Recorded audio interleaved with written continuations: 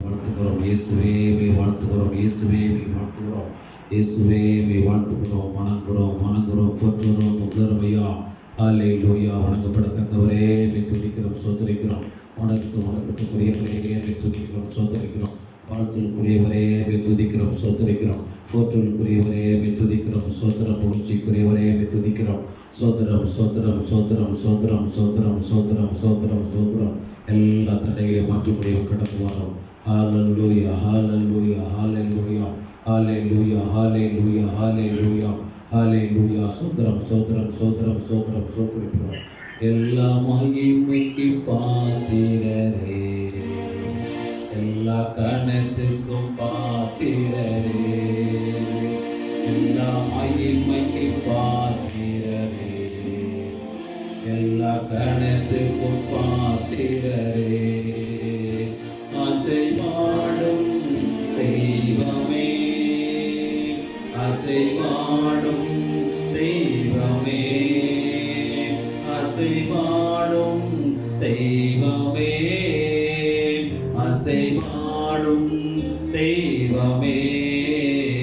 இந்த வேளை அசைவாடுமே, இந்த வேளை அசைவாடுமே. ஹல்லேலூயா. வல்லமை வெளிப்படும் தகப்பனே, நன்றி தகப்பனே, நன்றி ஆண்டவரே, நன்றி இயேசுவே, நன்றி இயேசுவே, நன்றி பரிசுத்தமானவரே, நன்றி பரிசுத்த நல்லவரே. துதிக்கிறோம், சோதரிக்கிறோம். மகா கிருபை இறக்க பரிசுத்தமுள்ள பரலோக பிதாவே, அதிகமாக நேசித்து முன்னெடுத்து நன்றி தகப்பனே, துதிக்கிறோம், சோதரிக்கிறோம். கிருபையும் சத்தியம் நிறைந்தவரே, துதிக்கிறோம், சோதரிக்கிறோம். இலவசமான கிருபையை ஆசீர்வதிக்கிறவரே, துதிக்கிறோம், சோதரிக்கிறோம். இலவசமான கிருபையினாலே தகப்பனே, வேளையில் ஆண்டவரே, சோத்திரம், சோத்திரம், சோதரிக்கிறப்பா. ஹல்லேலூயா. தாரணை கலந்து உள்படியாக கிருபை செய்திருக்கிறேன். உங்க கோடா கூடி சோத்திரம், சோத்திரம், சோத்திரம், சோத்திரம், சோதரிக்கிறோம். தாரணை வேலையை திருப்பத்தில் ஒப்புக்கொடுக்கிறோம். இல்லை கலந்துகிற ஒவ்வொரு வேலையும் திருக்கத்தில் ஒப்புக்கொடுக்கிறோம். அவரே சோத்திரம், சோத்திரம், சோத்திரம், சோத்திரம், சோதரிக்கிறோம். வந்திருக்க எல்லா பிள்ளைகளும் ஒப்புக்கொடுக்கிறோம். அவரே சோத்திரம், சலேசின் ஒப்புக்கொடுக்கிறோம். அது வாசிக்கிறது கேசி ஒப்புக்கொடுக்கிறோம். அவரே சோத்திரம், சோத்திரத்தினாலே ஹல்லேலூயா. பாடல் பாடுகிற பிள்ளை மகளை ஒப்புக்கொடுக்கிறோம். துதியாரை செய்கிற மகனை ஒப்புக்கொடுக்கிறோம். எல்லா திருக்கத்தில் ஒப்புக்கொடுக்கிறோம். சோத்திரம், சோத்திரம். எல்லா விசுவாசம் உழைக்கிற குடும்பத்தை ஒப்புக்கொடுக்கிறோம். ஹல்லேலூயா, ஹல்லேலூயா, ஹல்லேலூயா. சோத்திரம், சோத்திரம், சோத்திரம், சோத்திரம், சோத்திரம், சோத்திரம். தாசனை ஒப்புக்கொடுக்கிறோம். எல்லாத்துக்கும் ஒப்புக்கொடுக்கிறோம். ஆண்டவரே, இந்த செய்திக்கு ஹல்லேலூயா. விடுதலை கட்டுப்படி ஆய்ந்து கொண்டிருக்கிறோம். எல்லா விசுவாச குடும்பங்களை ஒப்புக்கொடுக்கிறோம். பெரியவர்கள் சிறையை வாலிப்பின் ஒப்புக்கொடுக்கிறோம். எல்லாரையும் இயேசுவின் நாமத்துக்குள்ள, இயேசுவின் நாமத்துக்குள்ளாக, இயேசப்பாவோட வல்லமுள்ள ரத்தத்துக்குள்ளாக, வல்லமுள்ள வார்த்தை ஒப்புக்கொடு செய்கிறோம். நீரே பொறுப்படுத்தி வழியிடத்தா பாதுகாத்துக்கொள்ளும். கிருபினாலே சூழ்ந்துகொள்ளும், கிருபினாலே சூழ்ந்துகொள்ளும். ஆண்டவரே, ரத்த கோட்டைகளாக மறைத்து ரசித்து ஆண்டவரே சுத்தரிக்கிறோம். தகப்பனே, பிள்ளைகளின் விபத்திலே குறையில குற்றல காணப்பட்டாலும் அறியாமை சிற பாவம் தயவாய் மன்னித்து ஆண்டவரே சோத்திரம், சோதரிக்கிறோம். எல்லா தட்டைகளும் ஒருக்கும்படி ஆண்டவரே சோதரம். அசைவாடி வாரும், பெருகி வாரும். வல்லமை வெளிப்படட்டும் ஆண்டவரே சோதரிக்கிறோம். பரிசுத்த ஆளுவோடு காத்துக்கொள்ளும் ஆண்டவரே சோதரிக்கிறோம். மாம்சமே ஆராதிக்கபடி பரிசுத்த ஆவியோடு நிரப்பப்பட்டும் ஆண்டவரே பாட துதிக்க சோதரிக்க நாமத்தை மகிப்படுத்த உதேசம் ஆண்டவரே சோதரிக்கிறோம். பாடல் வழியிலே கடந்து வாரும், செய்து ஹாலே துதி வழியிலே கடந்து வாரும். செய்திகளை தாசனம் இருந்து ஆவியில் வெளிப்படும். வல்லமை வெளிப்படட்டும் ஆண்டவரே சோதரிக்கிறோம். செயல் கடந்துடும் ஆண்டவரே சோத்திரம், சோத்திரம், சோதரிக்கிறப்பா. நீர் இருக்க ஜெபப்படியாக ஒவ்வொரு நொடிப்பொழுதும் மாறணும் ஆண்டவரே சோத்திரம், சோத்திரம், சோதரிக்கிறோம். கிருபையாய் காத்துக்கொள்ளும். தேவ நாமம் மட்டும் ஆண்டவரே சோத்திரம், சோதரிக்கிறோம். இந்த ஆராய்ச்சி விடையில மிகப்படட்டும். தடைகளை நொறுக்கப்படும் ஆண்டவரே சோத்திரம், சோதரிக்கிறோம். ஒவ்வொரு இடைவெளியாக இடைப்படும் ஆண்டவரே சோதரிக்கிறோம். நல்ல வார்த்தை தாரும். வார்த்தைகளை புசித்து நாங்கள் திருப்தி இடைய உதேசம் ஆண்டவரே சோதரிக்கிறோம். தேவநாமம் மகிமைப்படுவதாக தொடர்ந்து வழியெடுத்தும் ஆசீர்வதியும் இயேசுவின் நாமத்தில் பிதாவே, ஆமென், ஆமென்.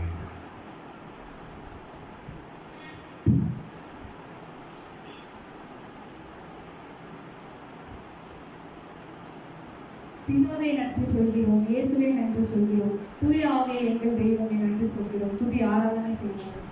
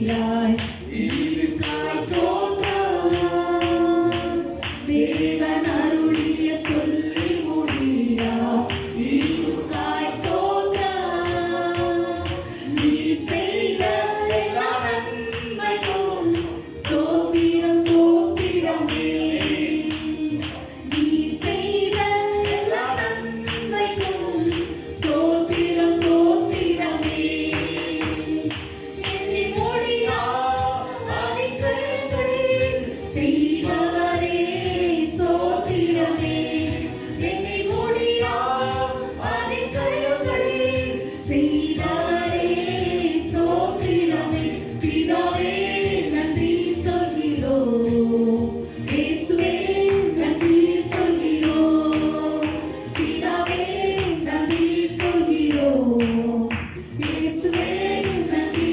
சொல்கிறோம் கடந்த நாட்கள் கண்மணி போல பாதுகாத்தீரே கடந்த நாட்கள் கண்மணி போல பாதுகாத்தீரே சோதனையில் என்னை தேற்றியே தைரியப்படுத்தினீரே சோதனையில் என்னை தேற்றியே தைரியப்படுத்தினீரே தீராத நோய்களெல்லாம் தழும்புகளா சுகப்படுத்தினீரே தீராத நோய்களெல்லாம் தழும்புகளா சுகப்படுத்தினீரே பிதாவே நன்றி சொல்கிறோம் இயேசுவே நன்றி சொல்கிறோம் பிதாவே நன்றி சொல்கிறோம் இயேசுவே நன்றி சொல்கிறோம் சகல ஆசீர்வாதங்களாலே ஆசீர்வதித்தீரே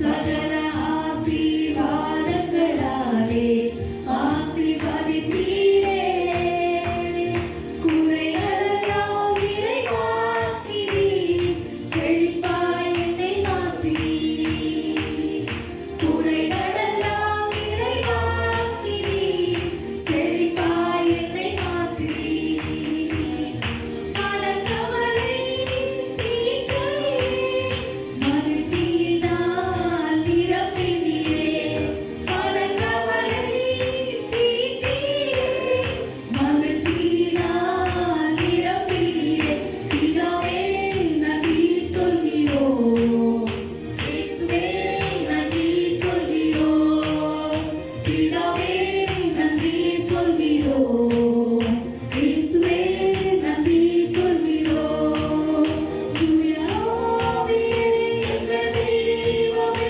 நன்றி சொல்கிறோம்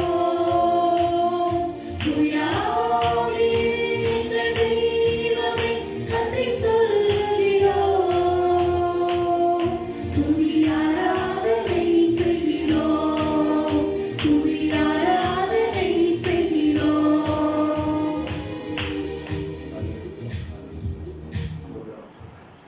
ஆராதனை நாயகன் நீரே ஆராதனை வேந்தரும் நீரே ஆயுள் முடியும் வரை உண்மை தொழுகிறோம் என்ற பாடலுக்கு உற்சாகமாக பாடலாம்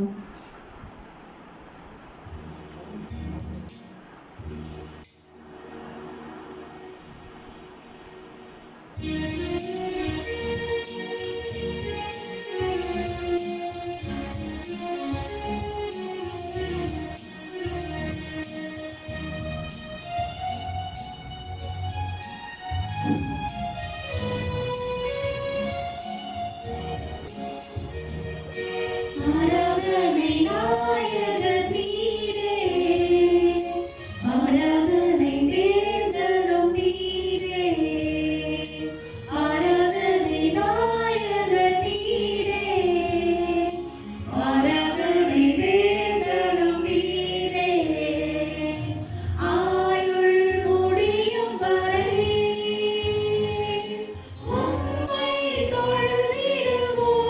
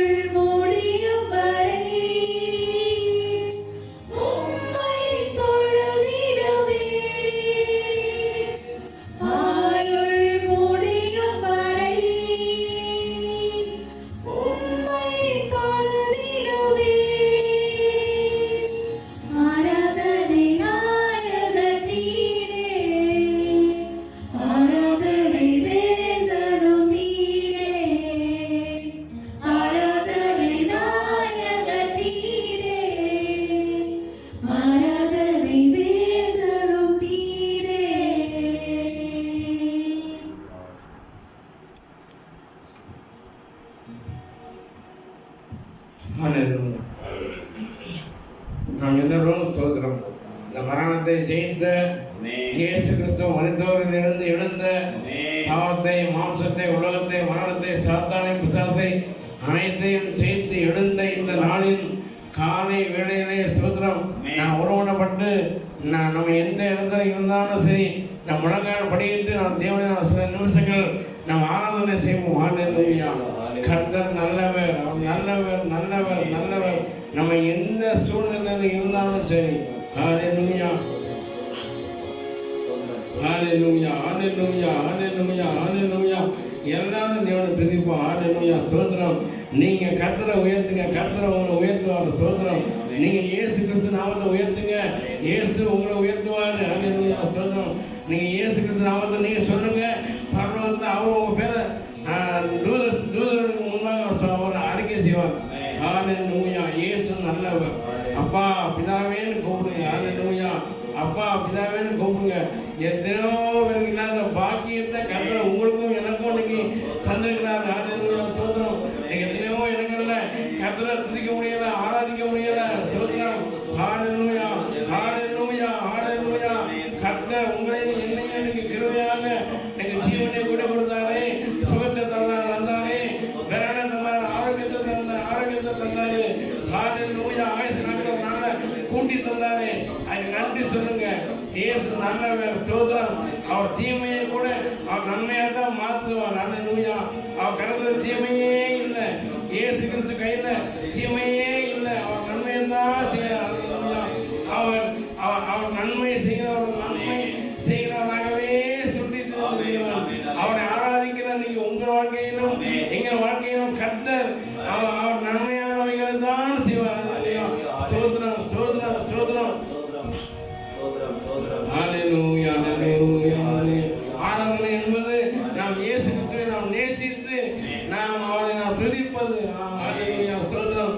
கர்த்தர் நல்லவர், இயேசு உயர்ந்தவர், இயேசு உயர்ந்தவர். எல்லா நாமங்களுக்கும் அவரே மேலான நாமத்தை உடைய தேவன். ஓ தேவனான அவர் 1000 10,000 சிறந்த தேவன். அல்பாவும் உமேகாவும், ஆதியும் அந்தமும், முந்தினவரும் பிந்தினவரும், இருந்தவரும் இருக்கிறவரும், வருகிறவருமாகிய ஆத்ம மனவனே. ஸ்தோத்திரம், ஸ்தோத்திரம், ஸ்தோத்திரம், ஸ்தோத்திரம். இயேசு கிறிஸ்துவதான் அவருடைய ஆத்மா மனவாளன், அவனுடைய சிநேகிதர், அவனுடைய ராஜா, அவரே நம்முடைய அடைக்கலம், அவனுடைய கோட்டை, நமக்கு பெறன், பலத்த திருத்தம். அவன் இயேசுதான். ஹல்லேலூயா. 1000 பேர்களில் சிறந்தோர் ஆண்டவர் இயேசு நீரே. கைகளை உயர்த்தி சொல்லுமா? 1000 பேர்களில் சிறந்தோர் ஆண்டவர் இயேசு நீரே. முழங்கால் யாவும் முடங்கிடுவே, மகிழ்வுடன் துதித்திடுவேன். முழங்கால் யாவும் முடங்கிடுவே, மகிழ்வுடன் துதித்திடுவேன். ஹல்லேலூயா. கர்த்தர் நல்லவர். ஹல்லேலூயா. எல்லாம் ஸ்தோத்திரம். நாமத்தை உயர்த்துவோம். ஸ்தோத்திரம். இயேசுவே 1000 10,000 சிறந்தவரே. ஹல்லேலூயா. சேனைகளின் கர்த்தர் பரிசுத்தர், பரிசுத்தர், பரிசுத்தர், பரிசுத்தர். ஹல்லேலூயா. கர்த்தாவே, நீ இரக்கமுள்ள தேவன், அன்புக்கு நன்றி, உங்க கிருபைக்கு நன்றி, உங்க தயவுக்கு நன்றி, உங்க மேலான அன்புக்கு நன்றி. ராஜா ஸ்தோத்திரமையா, ஸ்தோத்திரமையா, ஸ்தோத்திரமையா. ஹல்லேலூயா. கிருபையால் நிலைநிற்கிறோம், தேவ கிருபையால் நிலைநிற்கிறோம், கிருபையால் நிலைநிற்கிறோம், தேவ கிருபையால் நிலைநிற்கிறோம். கிருபை, கிருபை, கிருபை, கிருபை, கிருபை, கிருபை, கிருபை கிருபை கிருபையால் நிலைத்திருக்கிறோம் தேவ கிருபையால் நிலைத்திருக்கிறோம் கிருபையால் நிலைத்திருக்கிறோம் தேவ கிருபையால் நிலைத்திருக்கிறோம் பேர் சொல்லி அழைத்தது பெரியவனாக்கியது பேர் சொல்லி அழைத்தது என்னை பெரியவனாக்கியது கிருபை கிருபை கிருபை கிருபை கிருபை கிருபை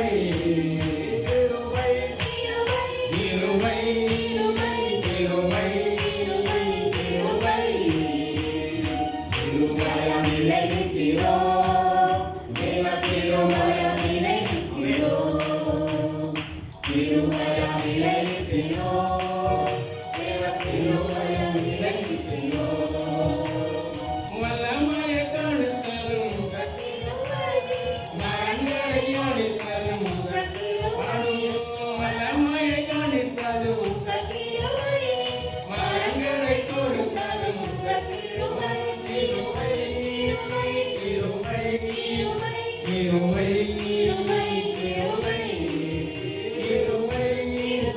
கிருபை கிருபை கிருபையால் நிலைத்திருக்கிறோம் தேவ கிருபையால் நிலைத்திருக்கிறோம் கிருபையால் நிலைத்திருக்கிறோம் தேவ கிருபையால் நிலைத்திருக்கிறோம் ஓ கட்டுகளில் அறுத்ததும் கிருபை காயங்களை கட்டியதும் பாடும் கட்டுகளை நீக்கியதும் காயங்களை கண்டித்ததும் கிருபை கிருபை கிருபை கிருபை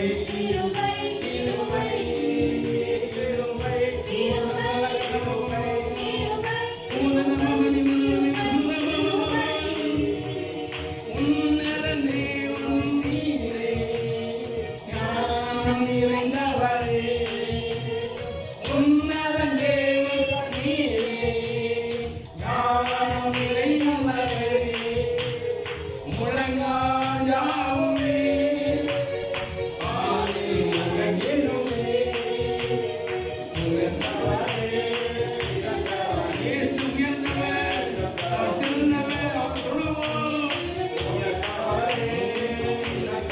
ஒரு சமன் நிறைந்தவரே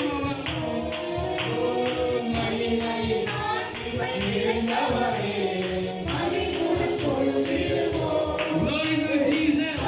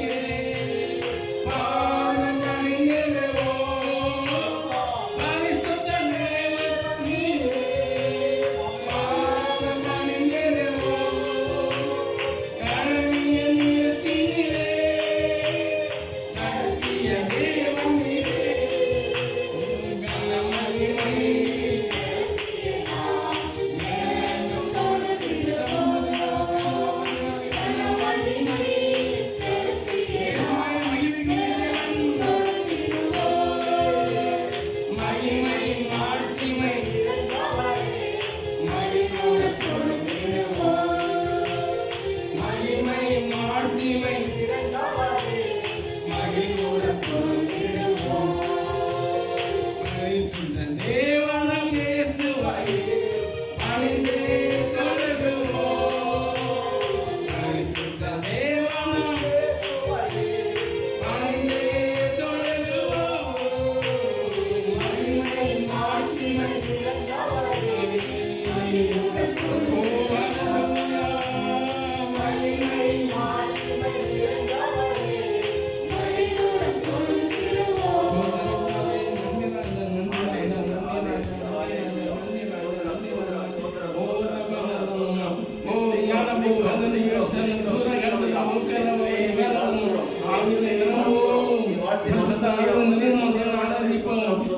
பெரியவர். ஹalleluya ஹalleluya. நாம் சூழ்நிலைகளை பார்க்க வேண்டாம், நாம் பிரச்சனைகளை பார்க்க வேண்டாம். ஹalleluya ஸ்தோத்திரம் ஸ்தோத்திரம். நம்மை தூக்கி எடுத்து தேவனை உயர்த்துவோம், நாம் தூக்கி எடுத்த தேவனை உயர்த்துவோம். ஓ ஈஷா தியானமோ தீகன மோகனமோ ரிமானமோ அதுனி மீஷானது தேவோ அந்துனி யாரமோ அதியானமோ கனமோ ரிமானமோ. இயேசு ராஜா, என் தகப்பனே, என் அடைக்கலமே, என் கேடகமே சொல்லுங்க. என் அடைக்கலமே, என் கேடகமே, என் பெறனே, என் பலத்து துருகமே, என் நம்பிக்கையே, என் சிநேகிதரே, எப்படிலாம் சொல்லணுமோ அப்படிலாம் சொல்லுங்க. இயேசு கிறிஸ்து தான் நம்ம சொந்தம், இயேசு கிறிஸ்து தான் நமக்கு ஒரு சொந்தம். ஹalleluya ஹalleluya. இந்த உலகத்தோட சொந்தம்லாம் மாறி போகும், இயேசு சொந்தம் பொன்னாலும் மாறாது. ஹalleluya ஹalleluya ஹalleluya. அக்கினி மதுநீரே, ஆறுதல் மழை நீரே, அக்கினி மதுநீரே, எங்கள் ஆறுதல் மழை நீரே, இக்கட்டில் துணை நீரே, இருளின் வெளிச்சம் நீரே. ஹalleluya. இக்கட்டில் துணை நீரே, இருளின் வெளிச்சம் நீரே, துயர் நீக்கும் மருத்துவரே, என் துதிக்கு பாத்திரரே, துயர் நீக்கும் மருத்துவரே, என் துதிக்கு பாத்திரரே, என் மனதெல்லாம் நீதானையா, என் பிரியமும் நீதானையா, என் மனதெல்லாம் நீதானையா, என் பிரியமும் நீதானையா. இயேசுவே உம் இரத்தத்தால் என்னை நீதிமானாய் மாற்றினீரே,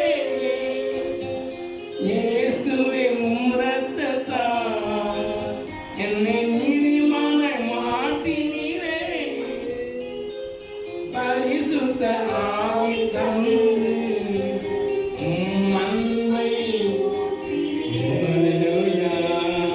பரிசுத்த ஆவி தந்து உம் அன்பை. ஓ கல்வாரி சிலுவையினால் என் சாபங்கள் இயேசுவே.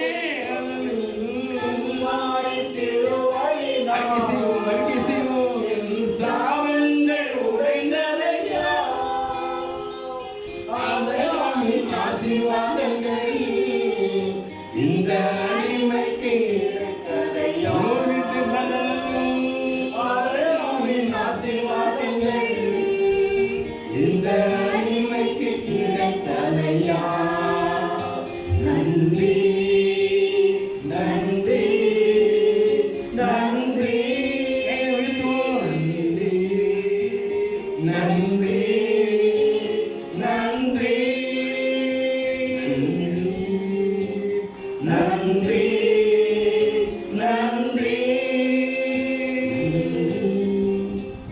நன்றி நன்றி. அப்படிப்போம் அப்படிப்போம். இயேசு கிறிஸ்து தான் நமக்கு எல்லாமே. உலகத்திலே எல்லாமே மாறி போகும், எல்லாமே மறைந்து விடும். உண்மையாகவே நம்ம நேசிக்கிற தேவன் நேசிக்கிறவர், நம்மை தேடி வந்தவர், நமக்காக உயிரை கொடுத்தவர், மரித்தவர்களிலிருந்து உயிரோடு இருந்தவர்.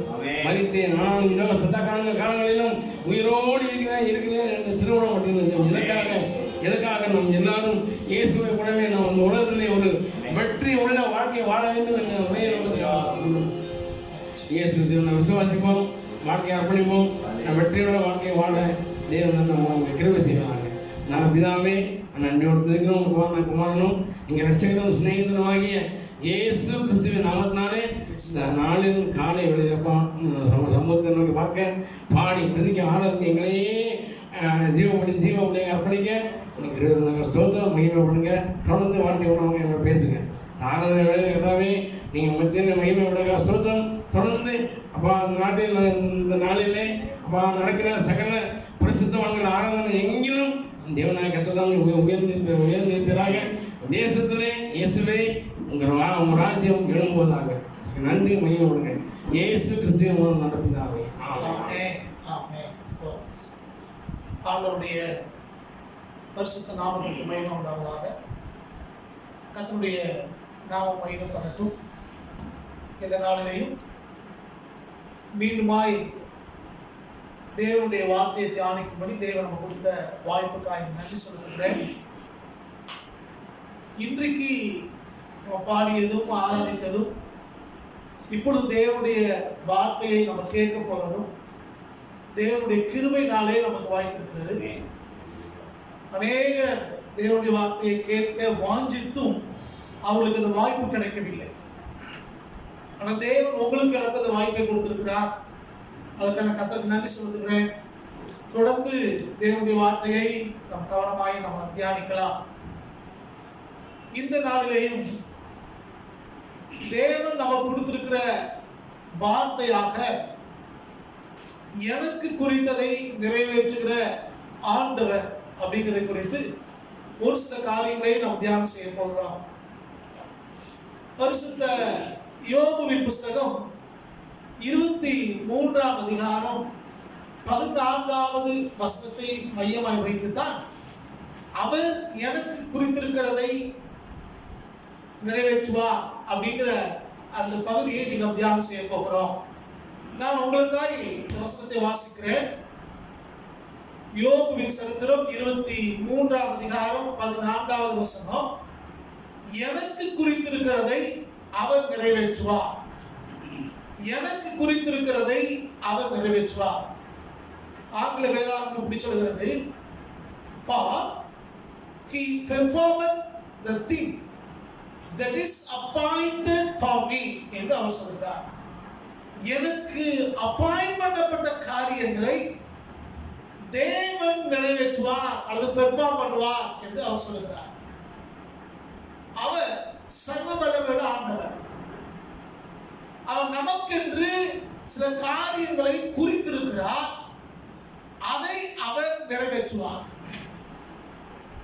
பரிசுத்த தேவனுடைய ஆவியானவர் உங்களுக்கு எனக்கும் திருவுளம் பற்றி சொல்லுகிற வார்த்தை என்னவெனில், நீங்களும் நானும் பை ஆக்சிடென்டாக இந்த பூமியில இல்லை.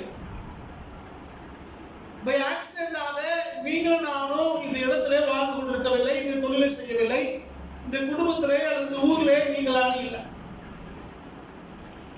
ஆண்டவருடைய தீர்மானத்தின்படி, ஆண்டவருடைய திட்டத்தின்படி, ஆண்டவருடைய முன்னறிவின்படி, ஆண்டவருடைய முன் குறிப்பின்படி தான் நீங்களும் நானும் இன்றைக்கு வாழ்ந்து கொண்டிருக்கிறோம்.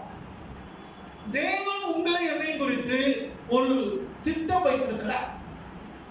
அந்த திட்டத்தின்படி தேவன் உங்களுக்கு எனக்கும் எல்லாவற்றையும் செய்து கொண்டிருக்கிறார். யோபு பலவிதமான நெருக்கங்கள் வழியாய் கடந்து போனார். பல பிரச்சனைகளை கடந்து வந்தார். அதெல்லாம் நமக்கு தெரியும். சொந்த குடும்பத்தை அவர் இழந்தார், சொத்துக்களை இழந்தார், சுகத்தை இழந்தார், சிநேகிதர்கள் எதிராக மாறினார்கள். அநேகர் அவருக்கு ஆலோசனைங்கிற பேரிலே அவரை வேதனைப்படுத்தினார்கள். அப்படிப்பட்ட சூழ்நிலையில தான் அவர் இங்க சொல்லுகிறார், எனக்கு குறித்திருக்கிறதை அவர் நிறைவேற்றுவார். நீங்களும் நானும் உபத்திரவத்தின் வழியாய் கடந்து போனாலும், நீங்களும் நானும் வேதனையின் வழியாய் கஷ்டங்கள் வழியாய் கடந்து போனாலும், நீங்களும் நானும் சாத்தானாலே சில நேரங்களில் நெருக்கப்பட்டாலும் ஒன்றை தெரிந்து கொள்ள வேண்டும், கர்த்தர் நம்மை குறித்து உயர்ந்த நோக்கம் வைத்திருக்கிறார். தேவனுக்கு தேவனுக்கென்று ஒரு உயர்ந்த திட்டம் நம்முடைய வாழ்க்கை குறித்து இருக்கிறார். அவர் நமக்கு என்ன குறித்திருக்கிறாரோ அது நிச்சயமாய் நிறைவேறும். அது ரொம்ப அழகா சொல்ற பாருங்க, எனக்கு குறித்திருக்கிறதை அவர் நிறைவேற்றுவார். அவர் யாரு?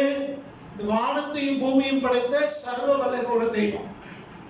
உங்களுக்காக எனக்காக கல்வாரி சிலுவையிலே ரத்தம் சிந்தி நம்மளை மீட்டுக் கொண்டவர். அவர் உங்களுக்கு எனக்கும் சில காரியங்களை குறித்திருக்கிறார். எனக்கு குறித்திருக்கிறது என்று இங்க யோபு தனிப்பட்ட ரீதியிலே பேசுகிறார். எனக்கு குறித்திருக்கிறதை, என் மனைவி குறித்ததை, என் பிள்ளைகளை குறித்ததை, என் பெற்றோரை குறித்ததை, எங்க போதனை குறித்ததை, எங்க தேசத்தை குறித்ததை அவர் பேசுறார். பர்சனலா இண்டிவிஜுவலா அவர் பேசுகிறார், எனக்கு குறித்திருக்கிறதை அப்படின்னு. தேவன் ஒவ்வொரு தனிப்பட்ட நபரை குறித்தும் ஒரு திட்டம் வைத்திருக்கிறார், குறித்து வைத்திருக்கிறார். குறித்திருக்கிறார் என்று அவர் சொல்லுகிறார். குறித்திருக்கிறது நோட் பண்ணி வச்சிருக்க, இவங்களுக்கு இதை செய்யணும் என்று தேவன் திட்டமிட்டு எல்லாவற்றையும் அவர் வைத்திருக்கிறார். அப்ப நம்ம வாழ்க்கையில தேவன் நமக்கு என்ன திட்டம் வைத்திருக்கிறாரோ அதை அவர் நிறைவேற்றியே தீர்வார். எத்தனை போராட்டம் வந்தாலும், எத்தனை பிரச்சனை வந்தாலும், எத்தனை ஊரடங்கு வந்தாலும், எத்தனை கதவடைப்புகள் வந்தாலும் தேவன் நமக்கு குறித்திருக்கிறதை அதால தடுக்க முடியாது. வேதத்திலே வாசிக்கிறோம், தேவன் திறக்க முடியாதபடி பூட்டுகிறவர், பூட்ட முடியாதபடி திறக்கிறவர். இங்கே அதான் யோபு பக்தர் சொல்கிறார், எனக்கு குறித்திருக்கிறதை அவர் நிறைவேற்றுவார். முதல்ல சொன்ன திரும்ப ஞாபகப்படுத்துகிறேன், உங்களை என்னையும் குறித்து தேவன் உயர்ந்த நோக்கம் வைத்திருக்கிறார். உங்களை என்னையும் குறித்து தேவனுக்கு என்று ஒரு மேன்மையான திட்டம் இருக்கிறது. கல்வாரி சிலுவையிலே அவர் நமக்காய் மரித்ததின் நோக்கமே நீங்களும் நானும் வாழ்ந்திருக்க வேண்டும், உயர்த்தப்பட வேண்டும், மேன்மையான ஸ்தானத்தை அடையணுங்கிற தம்முடைய திட்டத்தை நிறைவேற்றும்படிதான் அவர் கல்வாரி சிலுவையிலே நமக்காக மரித்திருக்கிறார். அப்ப அவர் நமக்கு என்ன குறித்திருக்கிறாரோ அது கண்டிப்பா அவராலே நிறைவேற்றப்படும். ஒருவேளை நாம ஒரு கனவு காணலாம், நாம ஒரு திட்டம் வைத்திருக்கலாம், நம்மளை சார்ந்தவர்கள், நம்ம நேசிக்கிறவர்கள், நம்ம மீது அக்கறை உள்ளவர்கள், அவங்க பல திட்டங்களை வைத்திருக்கலாம். ஆனா தேவனுடைய திட்டம் என்று ஒன்று இருக்கிறது. அவர் நமக்கு என்று சில காரியங்களை குறித்திருக்கிறார். தேவன் நமக்கு குறித்ததை அவர் நிச்சயமாய் நிறைவேற்றுகிற ஆண்டவர். அதான் இங்க பக்தர் சொல்றார், எனக்கு குறித்திருக்கிறதை அவர் நிறைவேற்றுவார். சில நேரங்கள்ல நம்ம அடுத்தவங்களுக்கு நடக்கிற காரியங்களை பார்த்துட்டு அது எனக்கு நடக்கலையே என்று அவன் யோசிக்கிறான். அடுத்தவங்களுக்கு குறித்திருக்கிறதை தேவன் நமக்கு நிறைவேற்ற போறது இல்லை. நமக்கென்று தேவன் என்ன திட்டம் வைத்திருக்கிறாரோ அது நம்ம வாழ்க்கையில நடக்கும். அதனால அவங்க அப்படி இருக்காங்க, இவங்க அப்படி இருக்காங்க சொல்லி கம்பேர் பண்ணி யோசிக்க வேண்டியதில்லை. நம்மை குறித்த தேவனுடைய திட்டம் என்ன, நமக்கென்று தேவன் என்ன குறித்திருக்கிறார் என்பதை நீங்கள் நானும் கவனிக்கணும். அப்ப நமக்கு என்று தேவன் என்ன திட்டம் வச்சிருக்கிறாரோ, நமக்கென்று தனிப்பட்ட என்ன திட்டம் வைத்திருக்கிறாரோ அந்த திட்டத்தை அவர் கண்டிப்பாக நிறைவேற்றுவார். தேவன் நம்முடைய திட்டத்தை விழுந்து போட விடுகிற ஆண்டவர் அல்ல. தேவ திட்டத்துக்கு விரோதமாய் எது வந்தாலோ அது எல்லாம் முறியடிக்கப்படும். கோணலானவர்கள் எல்லாம் செம்மையாக்கப்படும். பிசாசோ அவருடைய தூதர்களோ அவருடைய சார்ந்தவர்களோ அது மாம்சமோ லௌகீகமோ எது வந்து நம்ம திசை திருப்ப நினைத்தாலும் தேவன் அதை அனுமதிக்கிற ஆண்டவர் அல்ல. நமக்கு குறித்திருக்கிறதை அவர் நிறைவேற்றுவார். இத இன்னும் கூட கொஞ்சம் விரிவாகி நான் பார்க்க விரும்புகிறோம். பரிசுத்த பவுலடிகளார் தெசலோனிக்கே சபைக்கு எழுதும் போது 3ஆம் அதிகாரத்திலே அவர் சொல்கிறார். 1 தெசலோனிக்கேயர் 3ஆம் அதிகாரம் 2ல இருந்து 4 வரைக்கும் நம்ம வாசிக்கும் போது 1 தெசலோனிக்கேயர் 3ஆம் அதிகாரம் 2ல இருந்து 4 வரைக்கும் நம்ம வாசிக்கும் போது அங்கே அவர் உபத்திரவத்தை குறித்தும் அதிலிருந்து தேவன் நம்மளை எப்படி காப்பாற்றுவது குறித்து அவர் பேசுகிறார். வாசிங்க. இந்த உபத்திரவங்களினாலே ஒருவனும் அசைக்கப்படாதபடிக்கு உங்களை திடப்படுத்தவும் உங்கள் விசுவாசத்தை பற்றி உங்களுக்கு புத்தி சொல்லவும் நம்முடைய சகோதரனும் தேவ ஊழியக்காரனும் கிறிஸ்துவின் சுவிசேஷத்தில் எங்கள் உடன் வேலையாளருமாய் ஆகிய தீமோத்தேயுவை அனுப்பினோம். இப்படிப்பட்ட உபத்திரவங்களை சகிக்க நாம் நியமிக்கப்பட்டிருக்கிறோம் என்று நீங்கள் அறிந்திருக்கிறீர்களே. நமக்கு உபத்திரவம் வரும் என்று நாங்கள் உங்களிடத்தில் இருந்த பொழுது உங்களுக்கு முன்னறிவித்தோம், அப்படியே வந்து நேரிட்டது என்றும் அறிந்திருக்கிறீர்கள். இங்க பவுலடியார் சொல்கிறார், இந்த உபத்திரவங்களினாலே ஒருவனும் அசைக்கப்படாதபடிக்கு உங்களை திடப்படுத்தவும் என்று சொல்கிறார். அப்ப உபத்திரவம் வருகிறது, இந்த உபத்திரவத்திலே நீங்களும் நானும் அசைக்கப்படக்கூடாது என்பதுதான் தேவனுடைய நோக்கமா இருக்கிறது. இந்த பூமியில இருக்கிற வரைக்கும் உங்களுக்கு எனக்கு போராட்டம் உண்டு, உபத்திரவம் கண்டிப்பா இருக்கத்தான் செய்யும். போராட்டம் இல்லாத ஒரு வாழ்க்கை அல்ல, ஆனால் போராட்டத்தை ஜெயிக்கிற பலத்தை தேவன் நமக்கு தருகிறார். போராடுகிறோம், ஆனால் ஜெயிக்கிற பக்கத்திலே நீங்கள் நானும் இருக்கிறோம். அலைகள் இல்லாத ஒரு கடலை நீங்கள் நானும் கற்பனை பண்ண முடியாது.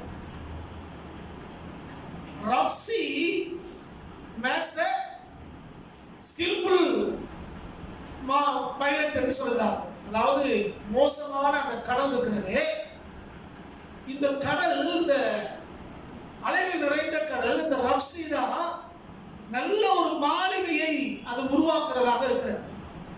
அமைதியான கடல் சிறந்த மாலுமியை உருவாக்க.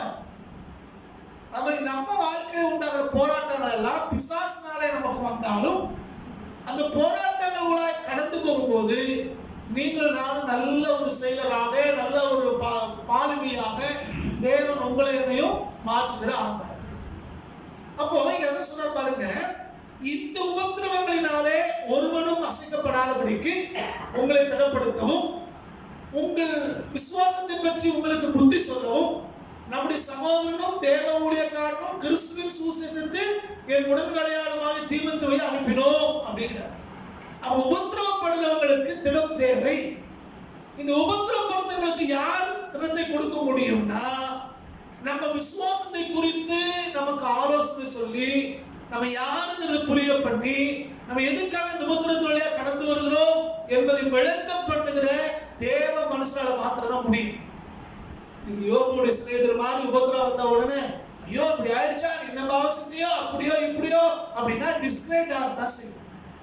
போராட்டங்கள் வரும்போதும் பிரச்சனைகள் வரும்போதும் நாம யார் என்பதை நமக்கு உணர்த்தி, நம்ம தேவனுடைய பிள்ளைகள், தேவராஜ்யத்தை கெட்டபடி தேவன் நம்மளை திறந்து கொண்டிருக்கிறார், விசேஷ அபிஷேகத்தை தேவன் நம்ம கொடுத்திருக்கிறார், நம்ம வேறுபட்டு செய்கிறவர்கள், நாம் இந்த பூமியிலே ஒரு சாட்சியா வாழும்படி தேவன் நம்ம தெரிந்து கொண்டிருக்கிறார். அவர் சீக்கிரமாக தேவன் வரப்போகிறார், அவருடைய கிரியைக்கு தக்க பலன் அவரோடு வருகிறது என்பதை நமக்கு உணர்த்தி நம்மளை திடப்படுத்துகிற தேவனுடைய மனுஷர்கள் நமக்கு இன்றைக்கு தேவையா இருக்கிறார்கள். ஒருவரும் தேவ ஆவியானவர் அவளை பலப்படுத்துகிறார். பவுலடியார் சொல்கிறார், இப்படி திடப்படுத்துவதற்கு ஆவியானவர் மட்டும் போகும்னு சொல்லல, உங்களுக்கு யார் அனுப்பியிருக்கிறேன், உங்களிடத்துல தீமோத்தேயுவை அனுப்பியிருக்கிறேன் சொல்றார்.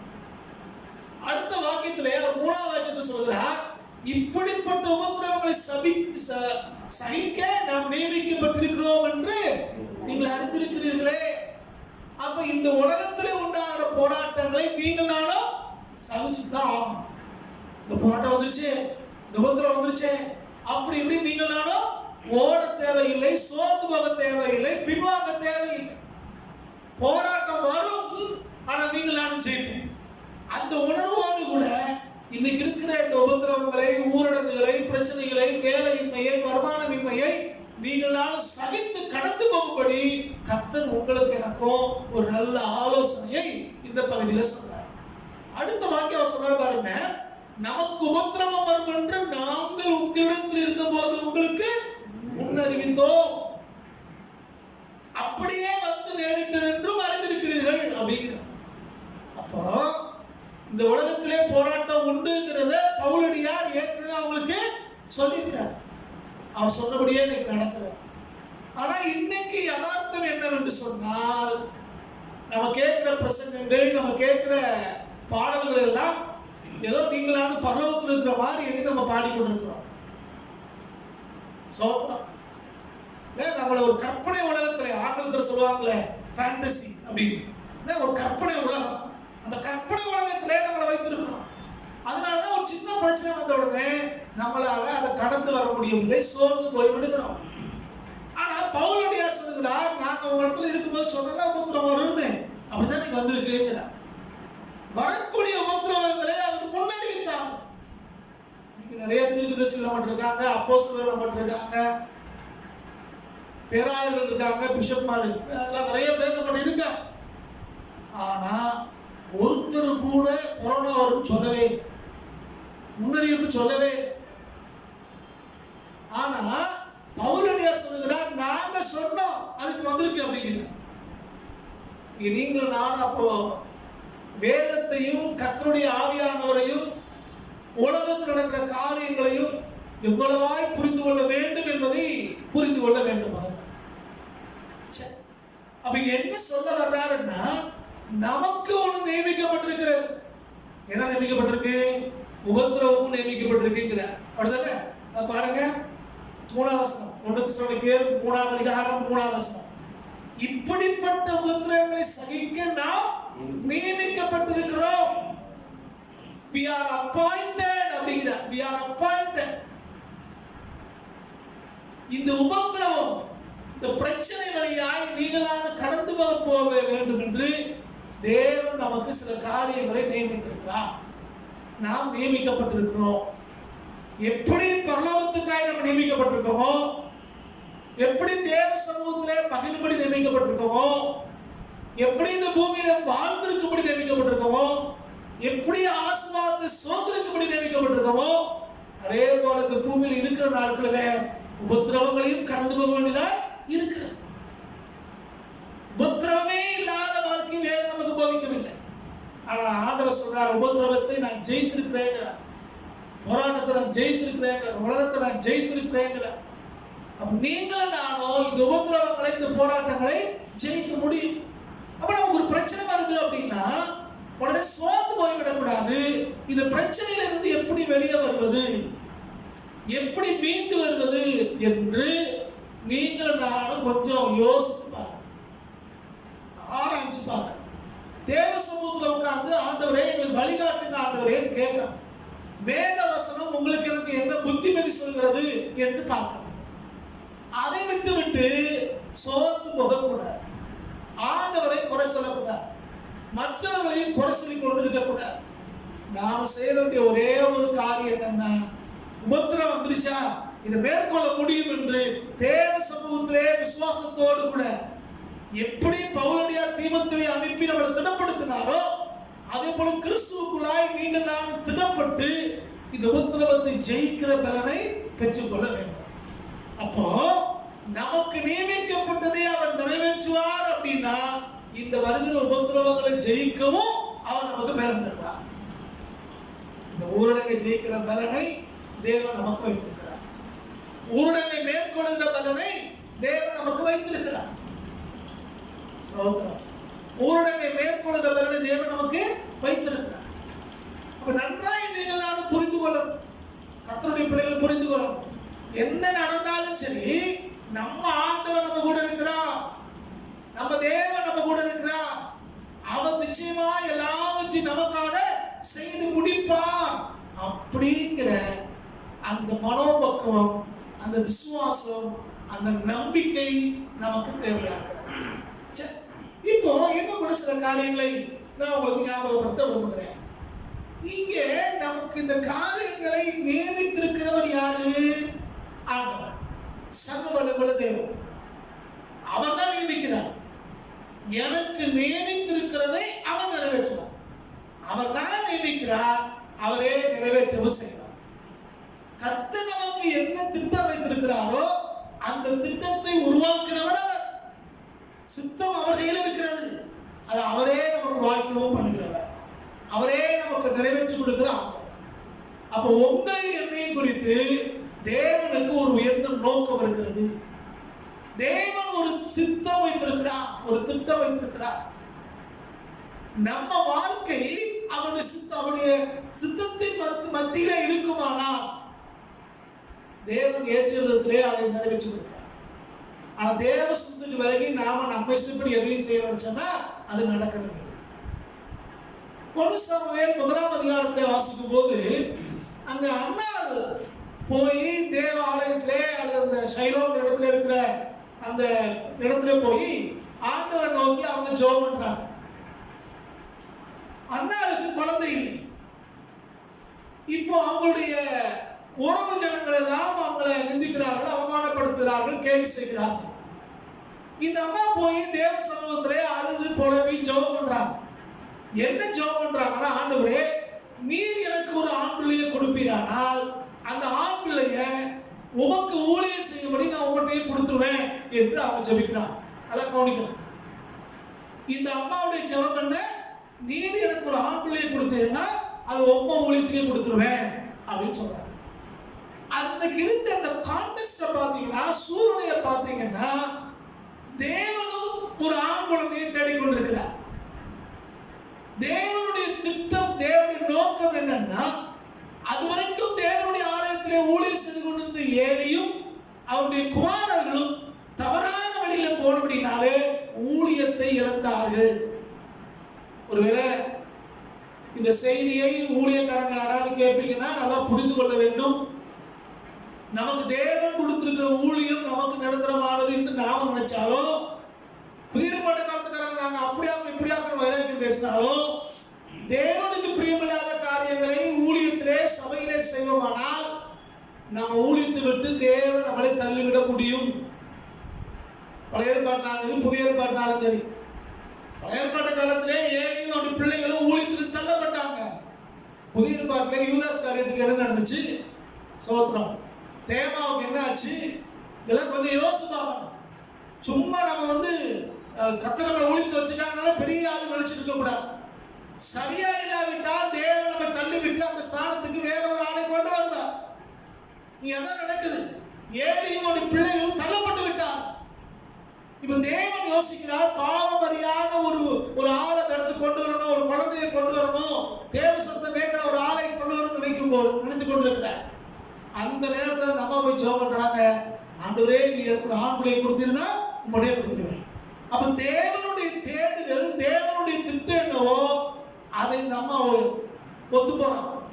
அப்ப ரெண்டு பேருடைய திட்டமும், இந்த அம்மாவுடைய ஜெபமும் தேவனுடைய திட்டமும் ஒன்னா இருந்ததுனாலே உடனடியாக ஆண்டவர் அவளுக்கு ஒரு ஆண் பிள்ளையை கொடுக்கிறார்.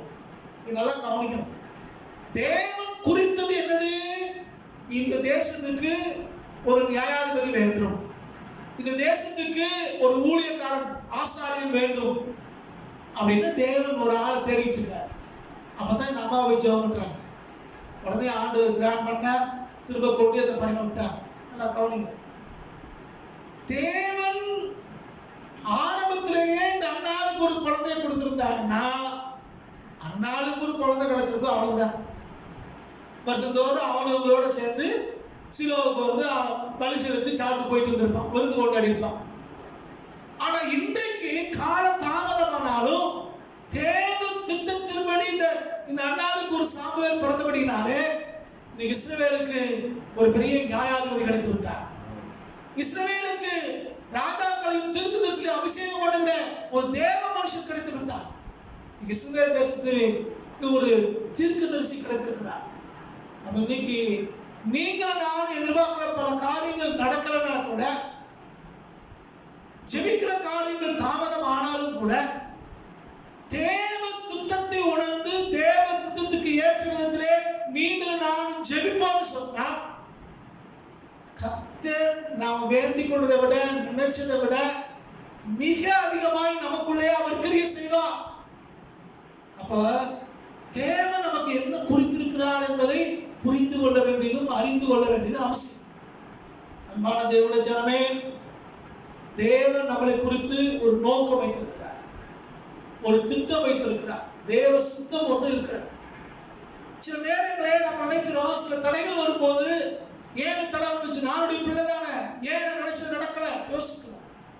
சில காரியங்கள் வேகமாய் நடக்க ஆரம்பிக்கும் போது அது எல்லாமே தேவ சித்தமோன்னு நினைச்சிடலாம். தடைப்படும் போதும் யோசிக்கிறோம், வேகமா நடக்கும் போது சந்தோஷப்படுகிறோம். எல்லா திறந்த வாசலும் தேவ திட்டம் அல்ல, வாய்க்கிற எல்லா காரியங்களும் தேவ திட்டம் அல்ல. அதே போல தடையாயிருக்கிற எல்லாமே தேவ சித்தம் இல்லைன்னு நினைச்சிடக்கூடாது.